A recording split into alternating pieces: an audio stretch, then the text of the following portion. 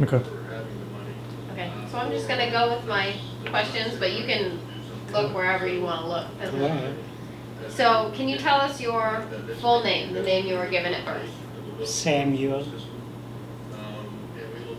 Gottesman. Gottesman.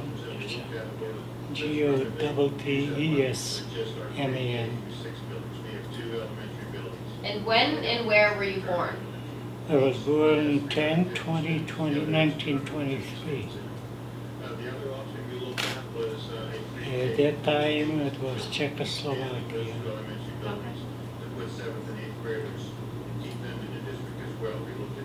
Actually, are we able to turn the radio off or whatever the? You want to turn it off? Yeah. Is that possible? Do you use an alarm clock? Yeah. I can't wake up without that. You don't. I just use my phone. Yeah. Oh yeah. Gets me in trouble sometimes. I'm not. I don't know how to do that kind of stuff. So, Okay. Sam, how old are you right now? 91 and a half. And what is your religious identity? Jewish. And how many siblings do you have? Right now, I don't have any. I'm the only one. We had 7 siblings. I had we were 3 brothers and 4 sisters.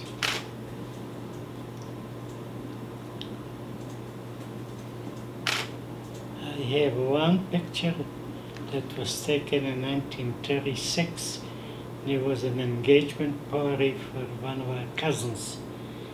And most of the family were there, but mostly the women and the young girls Yeah. and kids.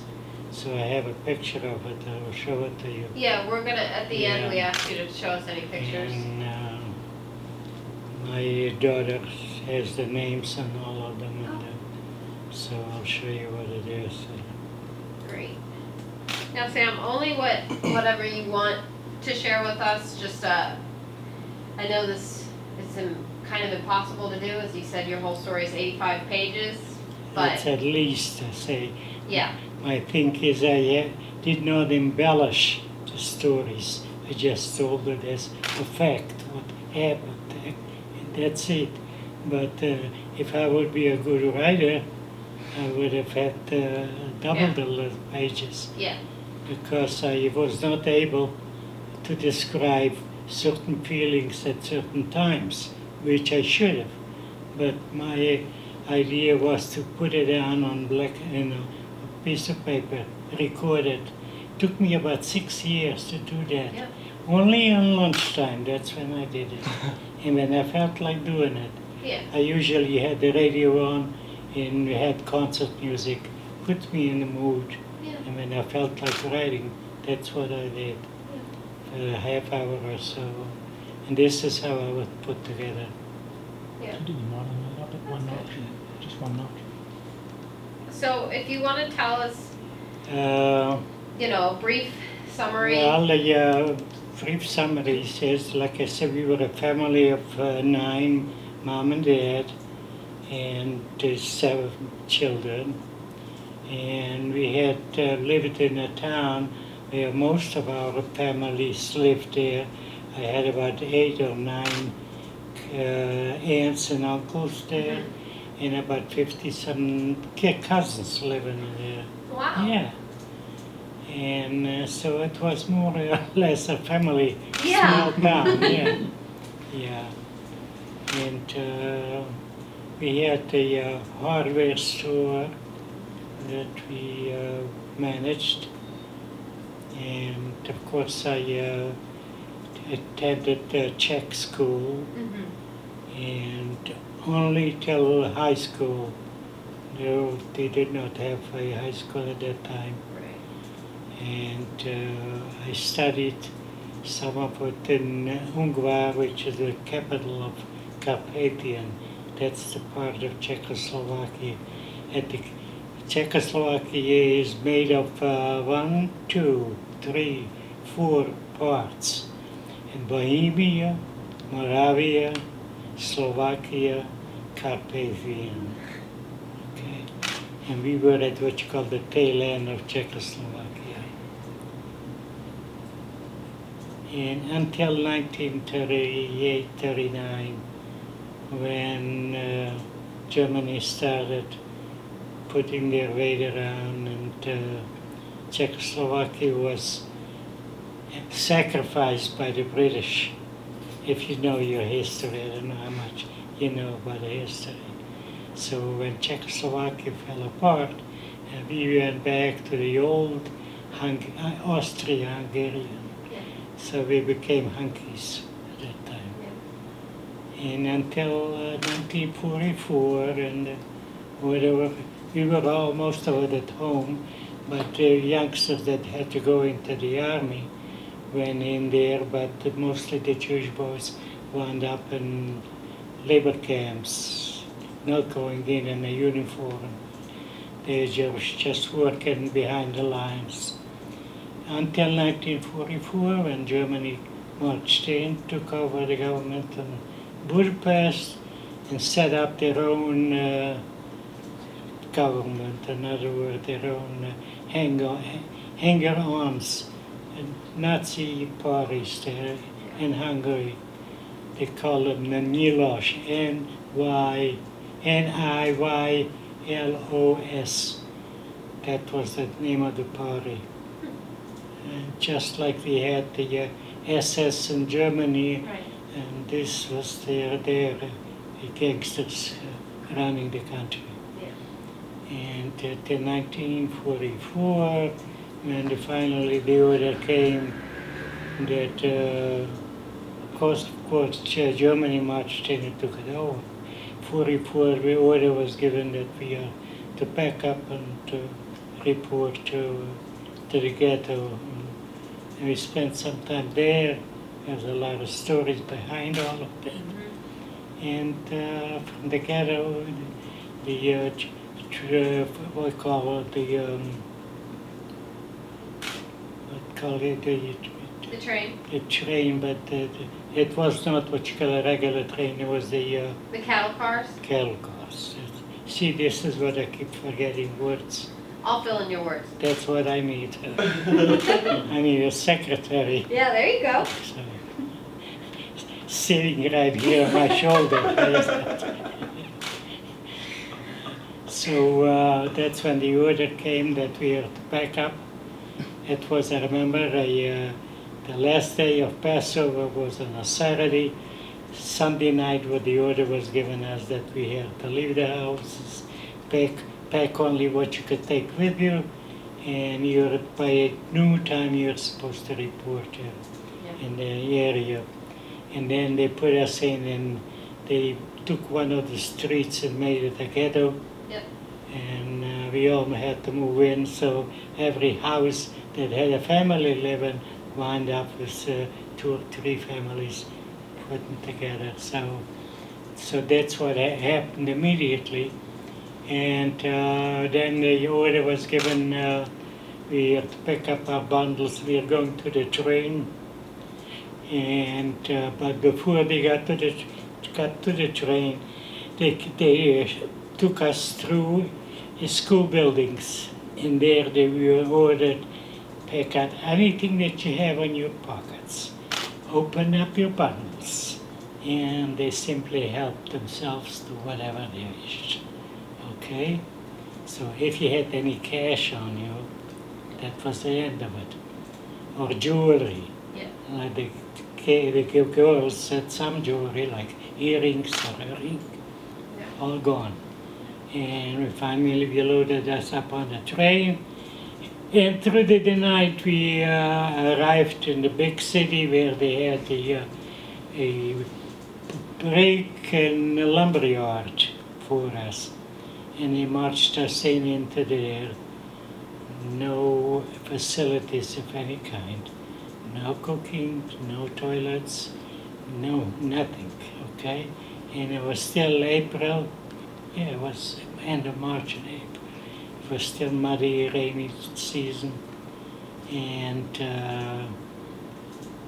finally, I don't remember how long we stayed there.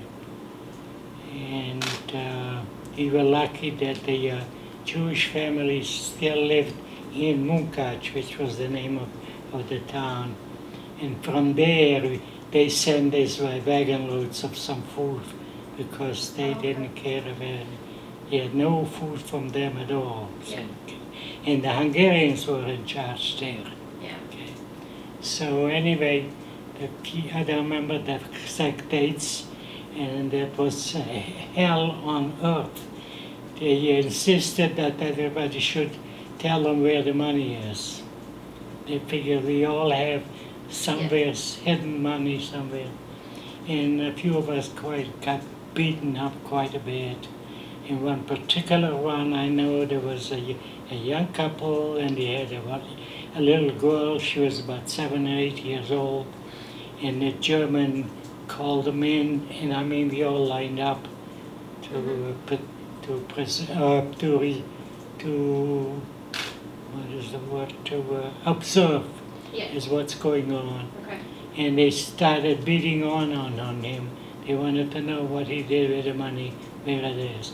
And he said, I have taken with me, and they already took it from us. Yeah. And they started beating me up, and his wife and the little girl was had to stand next by to it and watch how the father was beaten up bloody.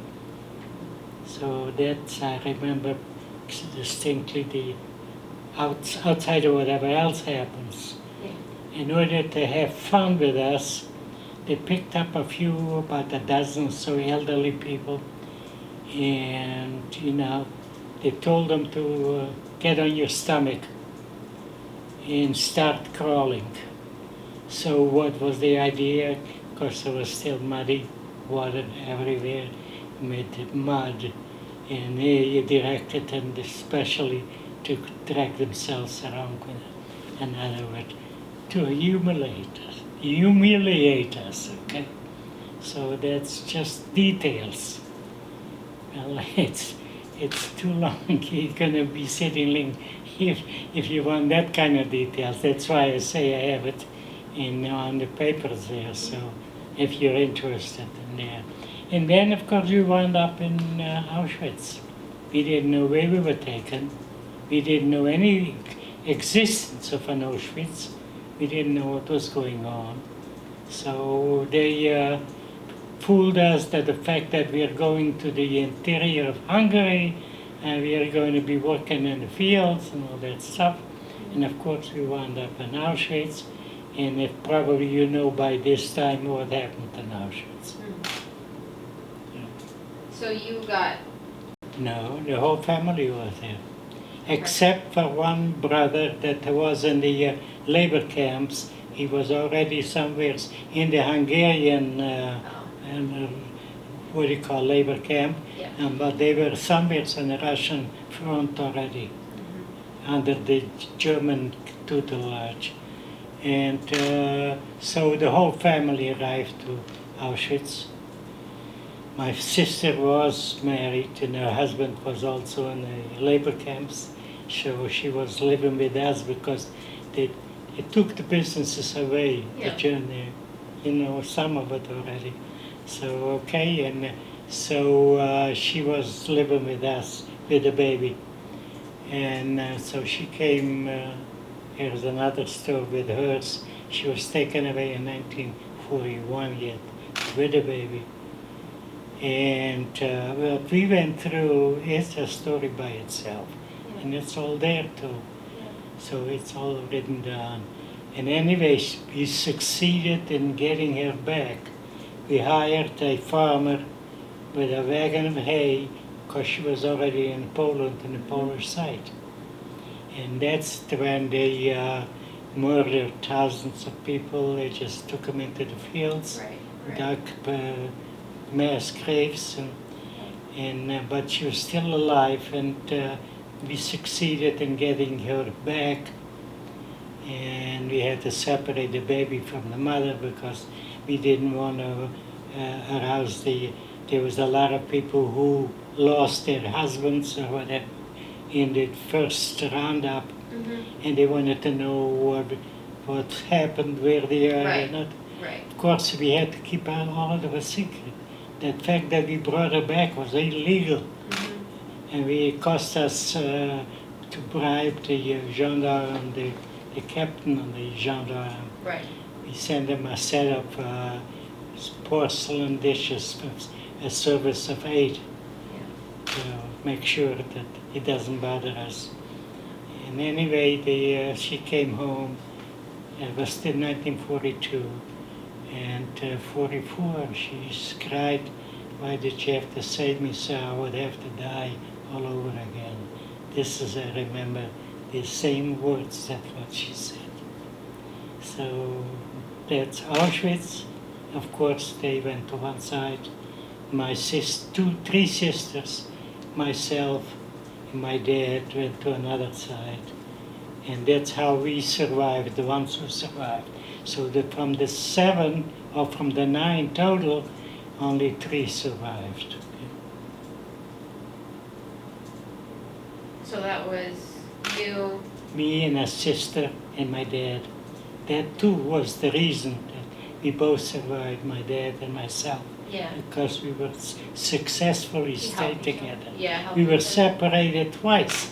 For some reason, luck was with us, Yeah. and we got ourselves back together again. So go explain things like that. Yeah. How and why, you could not explain. It just happened. Right. Right. So we survived, and we were liberated in Hanover. We wound up, and they started evacuating from the east when the Russians came. We wound up in Bergen-Belsen. We walked a week, and then they found a train for us, but it wasn't the regular box cars. Yeah. It was just the open half coal cars. Yeah. But it was open, and it was still that time of March, and no covers of anything. The only thing when we left the camp, they gave us a blanket, and they gave us a loaf of bread and about 6 ounces of sugar. And with that, we marched off. And during the whole week, we stopped one place at a farm, and there they cooked some potatoes for us. So everybody had about 3 potatoes the whole during the week. That's all. Okay? And we wound up in Bergen-Belsen, and there luck was with me again. And I was able, after 2 days, I really put myself out to make sure I get out of there. Because to describe Bergen-Belsen, just there's no way. There were bodies lying all over the places, because they kept on bringing thousands of them. They didn't have no food anymore. Typhoid was raging there. And so naturally people were dying constantly. And when I first came in and we saw those bodies lying, we knew this is the end. But for some reason they needed 500 workers for some place.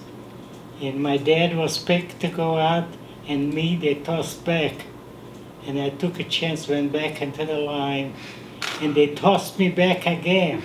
But instead of following the order, I threw myself out to the other side, and I mixed myself in about those who were already picked. I'm together with my dad again. So that's these things kept on happening. You can't explain how, but this is what happened, and this is how you got away with it, and you stayed alive. So when they picked up 500 of us, and they took us to the bathhouse, and they changed our clothing because we were inundated with lice and everything. So we had a shower. It was a whole night practically, because they had to register the 500, and they kept the office open all night.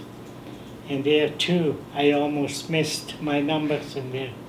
And the air raid came on, lights went out, they closed the office, and we were standing there in line doing nothing, waiting for the air raid to come back on again, so the office could work again. And I said to my dad, because he can hardly stay, he complained his back is breaking, and it was already around 10:30, 11 o'clock at night. And anyway, I took a look at it and I said, you know what, I'm going to do something. And the boys didn't pay attention because they were sort of walking back and forth. Nobody is watching them anyway, so it's late at night. And I stole myself at the front lines because there was always at 5, you know. Mm-hmm. And so I succeeded in getting maybe on the 3rd line or the 4th line without anybody noticing it. And we stayed there already. That means we have a good chance of being registered, okay? So that happened that night. So we registered. In 5 rows afterwards, they cut it off. That's it, we had enough. The rest of them went back. If he would have stayed where we were, I wouldn't be talking to you. Yeah. And this is how life kept on going there. Yeah. Yeah. And so then you were liberated from Bergen-Belsen. No. No. Nope. Hanover. We left Bergen-Belsen. We wound up in the city of Hildesheim, working at the railroad. Our job was to fill in the craters. You know, the American and the British came bombing Yeah. railroads especially. So our job was to fill the what do you call it, The holes. the holes, Yeah. there's a name for it, and put the line back so the trains get moving. And meanwhile, we discovered that some of those boxcars were burning because there was some bombing. And we found out that one wagon had canned goods, boxes of canned goods, peas, carrots, you know, in the boxes. Yeah. And we went because we had no pockets and we were not allowed to be seeing anything like that Yeah. because it would have been a finish for us. But we were able to just excuse me, I have to go. So we crawled into one of those, and while we were there, we filled ourselves stomach in. Yeah. Couldn't take anything with it because Yeah. we were very scared of that. Yeah. If the SS finds out, then that was the end of you. Because I have seen one particular one when we were on the road for the first time. Mm-hmm. There was one, we stayed in a barn, and somehow our boys found out some grains which will, like a farmer would have some grains in bag. And he was taking some grains and chewing on it. And in the morning when we came out from the barn, there was a youngster actually, because they didn't have any more soldiers, so they needed soldiers on the front. Yeah, they're using the So we had elderly people or youngsters who came with us. And I was standing just even closer than you were, standing where that boy was with the, what do you call it, with his gun in the shoulder. And he calls him over and he says, show me what you have in your hand. So he shows him that he has a few grains. And he orders them, turn around and run. They run. And we're standing there, wonder, what is that? What kind of command is that? Run. And as soon as the guy starts running, he takes his gun, aims at him. That's it. That was there, right in front of me, falls right in front of me. So life was very cheap at that time. Very cheap at that time. So that's a part of the story. Anyway, we wound up on Hildesheim, and they were bombing down. And finally, once they came, the Americans, they set the whole city on fire. You know, the fire bombings, if you heard that, okay, that this is what happened to the city. We had no place to go back to our quarters. We spent the night near a river, near the edge of the river, on the ground. It was still March and April, wet, muddy, but we had no choice in the matter. We lay down there and spent the night. The day after, finally, they said, get up when we were going on the march.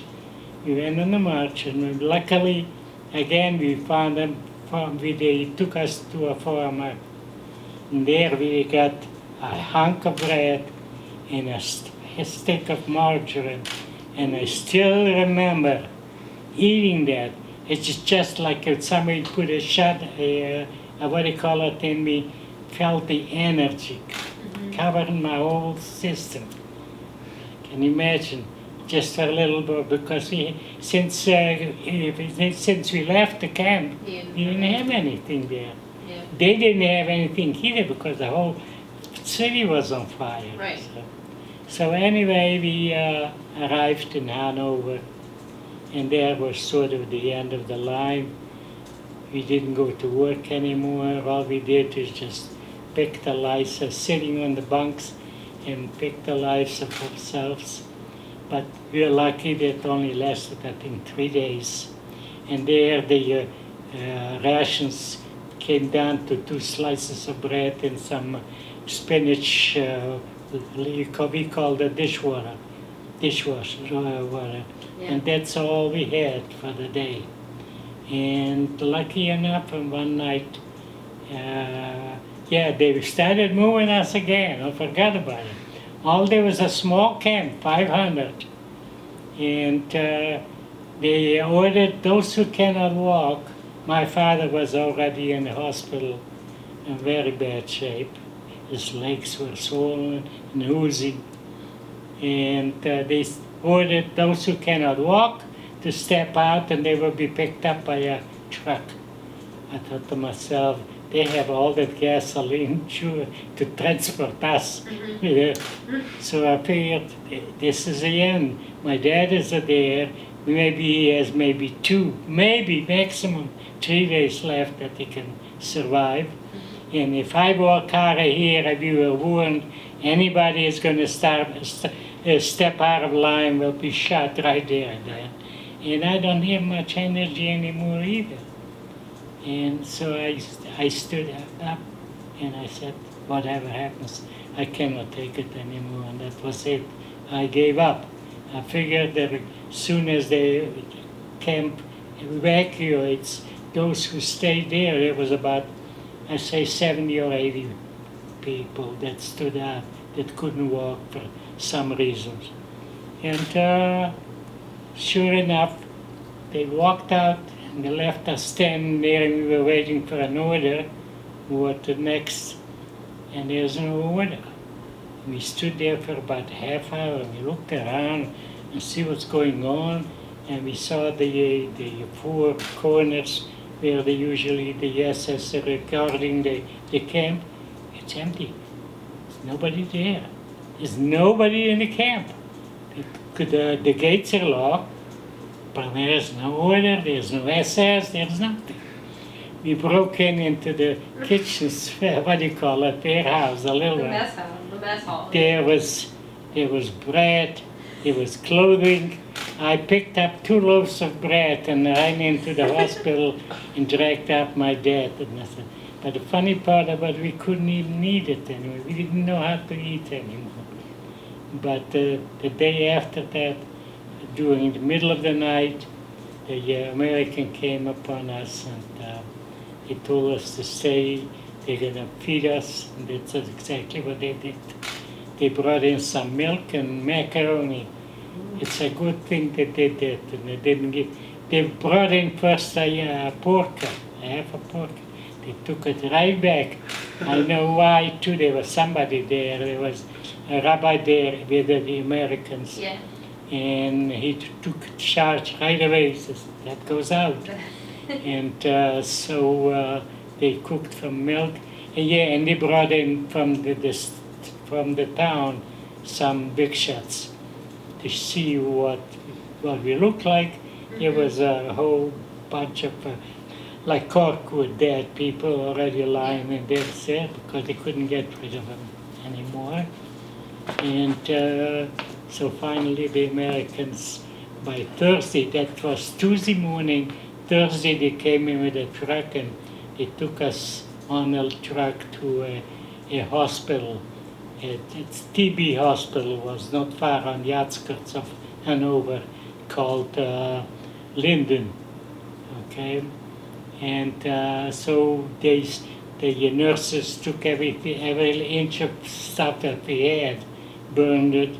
They washed us down, and they gave each one of us a hospital gown And that's the first time we slept in a white sheets bed. That was Thursday night. Friday we were running around loose. We were still scared that the SS may hit back. So we weren't quite sure of ourselves. Saturday we came down with typhoid fever, all of us. We spent 6 weeks recovering. From those 75 or so people, 40% didn't make it. Right after the liberation, they succumbed to the typhoid. Me and my dad survived it.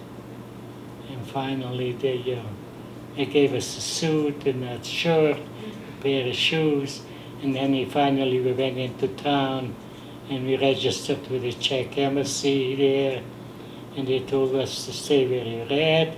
And then as soon as we get a train, because there was a lot of Czech citizens in slave labor there, not in involuntary labor they called it. And so finally, after the 6 weeks, we got a message to the hospital that we have to be at this station on this the day and time.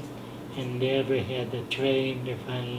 They loaded us up on the train, and they took us to cross. And I remember when we crossed the Czech border, the Czechs started singing their national anthem. I sang it too, but there were tears coming. I says, they're going home. They have a home to go to.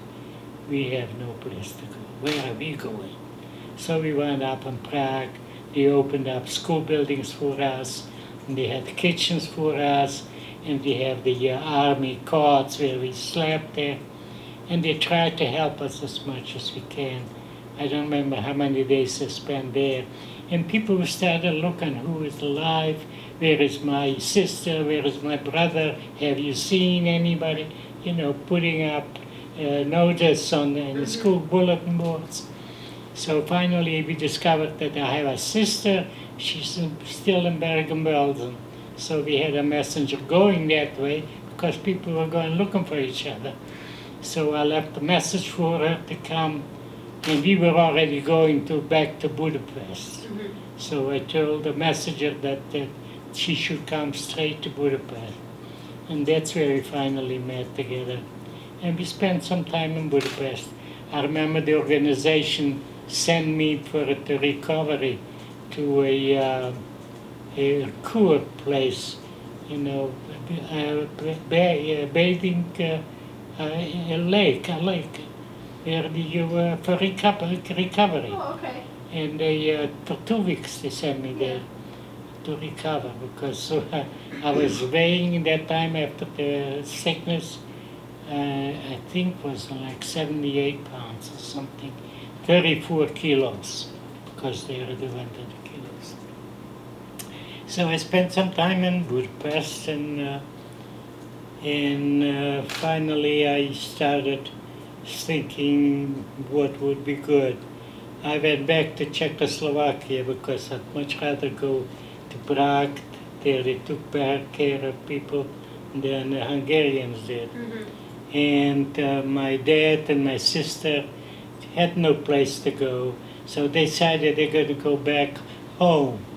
They didn't have their own home anymore because somebody else lived in there. But there was about 6, 8 or 10 boys that came back, and they opened up a kitchen for themselves. And my dad and my sister found some furniture that the neighbors had, and I remember they told me that they had a friend there who was a hunter. He hunted rabbits, and he gave them a rabbit to eat because they didn't have nothing, no money, no nothing. So, but I was in Prague already, in Liberec, and there I wrote a letter to my uncle in Kiesport. That's my father's brother. His name was SamGottesman too. And I got an answer. I left a special place where he can write to me. and he wrote to me that he has a son, a lieutenant in the U.S. Army, and he sent a message to him, and he will be in touch with us.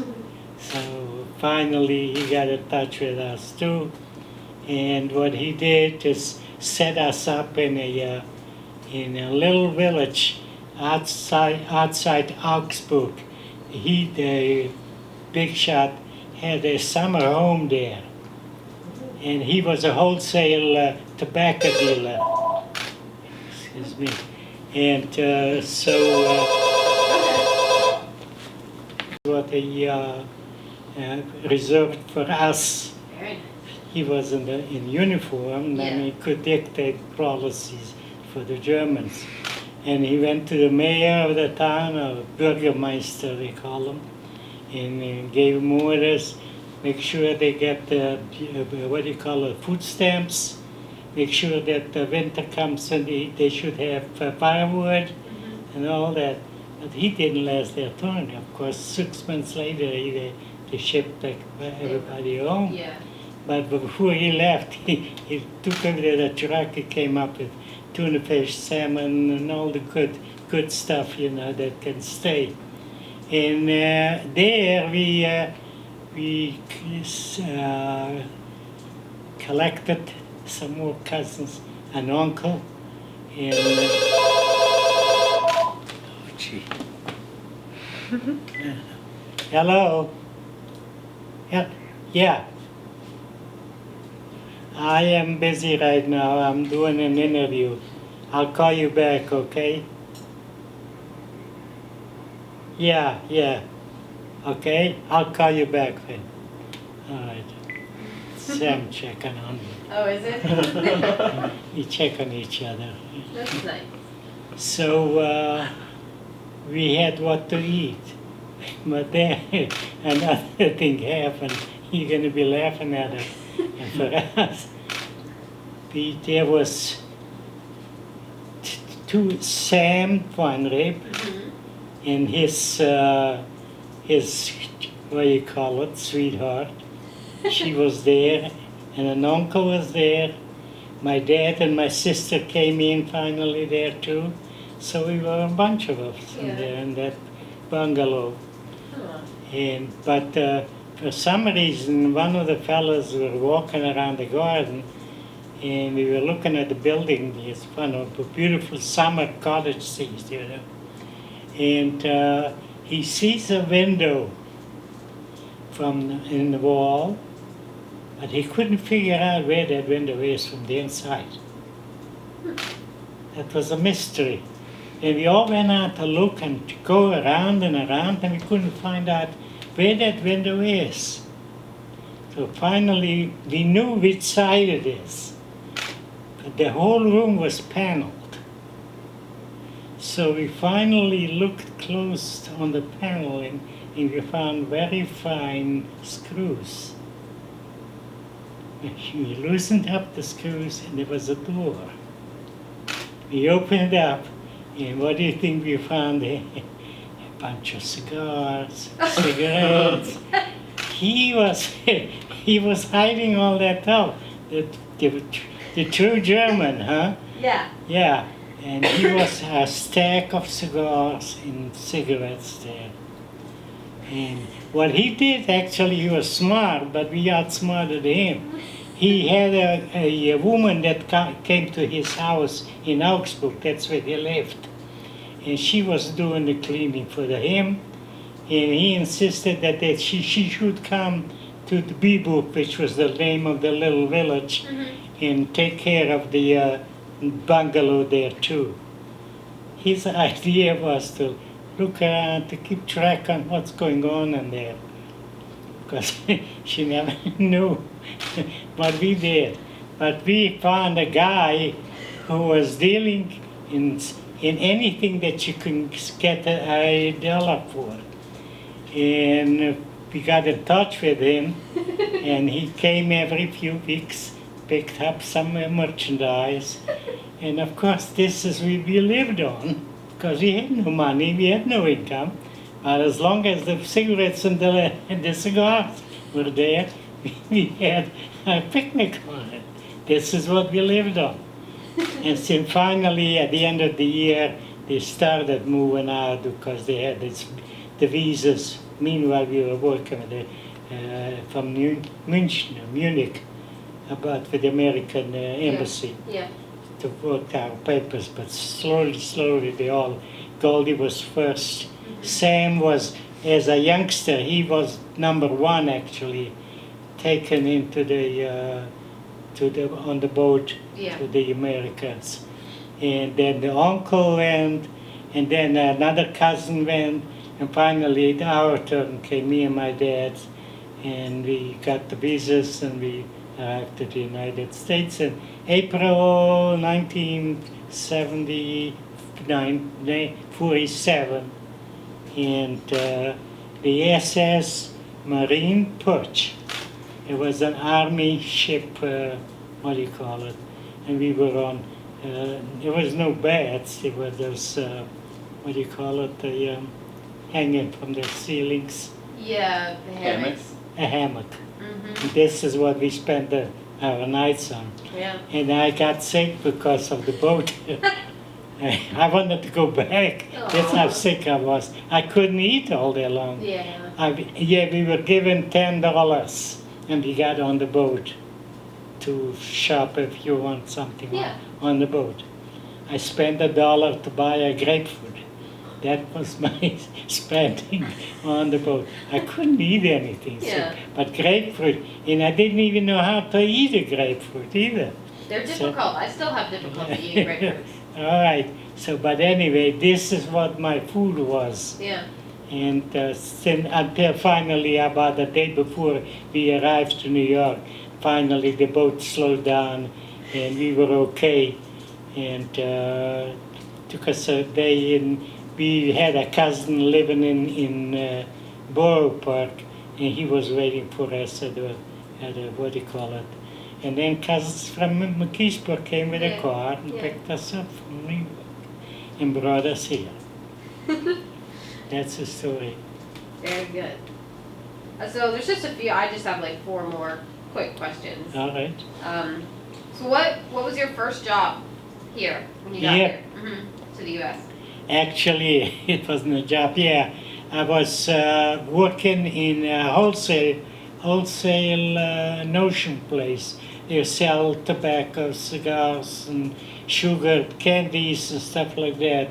It was a wholesale place, and I was working there, helping out for usually the customers came in from out of town to buy for their businesses. So that was my job until finally I got a job as a picture framer. Yeah, I did a little bit knew about picture framing from home yet, Yeah. because we used to do glazing. Oh, okay. Used to do glazing at home. Yeah. And so this is as close as I can come to that. So anyway, they told me, yeah, they'll take me on, but I will have to learn the trade first. So I didn't know much about it anyway. So anyway, I spent some years in that. This was my livelihood till the retirement. And I retired in 1988. the year December my sister 88. was born. And Sam, how many children do you have, and then how many grandchildren? I have one son and one granddaughter living in Santa Monica. My granddaughter is going for a clinical psychologist, and she is in Berkeley right now studying, and she's 24. And that's her picture over there. Okay, so that's all we have. Still good. And what would you say one of your favorite things to do, like now? What do you like to do during the day? Reading and going through history, and especially World War II. I still don't know what happened. I'm still studying it. Yeah, there's a lot. It's a lot, right? Yeah. I keep on finding every day something new that I didn't know before. Yeah, I found that too with Yeah, my personal research as yeah, well. It's just and it's gonna keep coming. okay, sure. Yeah. It's still coming in because they opened up the, what do you call it, those libraries in Germany, The archives. the archives, Yep. yeah. So there is a lot Yep. of information that we don't know yet, Germans love their documents. right? They keep track of everything. Mm-hmm. Except for the last groups, the Hungarians. Yeah. They were They- rushing that was, what's his name job? The Eichmann. Eichmann, yeah. Yep.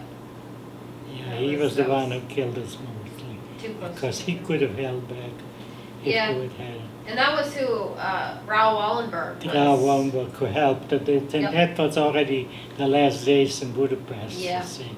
Yeah. He was trying to hold off, yeah. But he could have held back a lot. 3 train loads a day Yeah. was going from Hungary. Yeah. Yeah. Last question Yeah. is kind of a difficult question.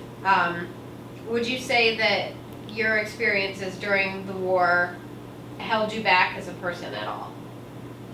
As a person, Yeah, like, did they restrict you in the life that you led? no. Of course, in the camps it restrict me. Yeah. But outside of the camp, no, I was free. I started out to go to night high school. Mhm. Shanley High is what I attended to. Every three nights a week, yeah.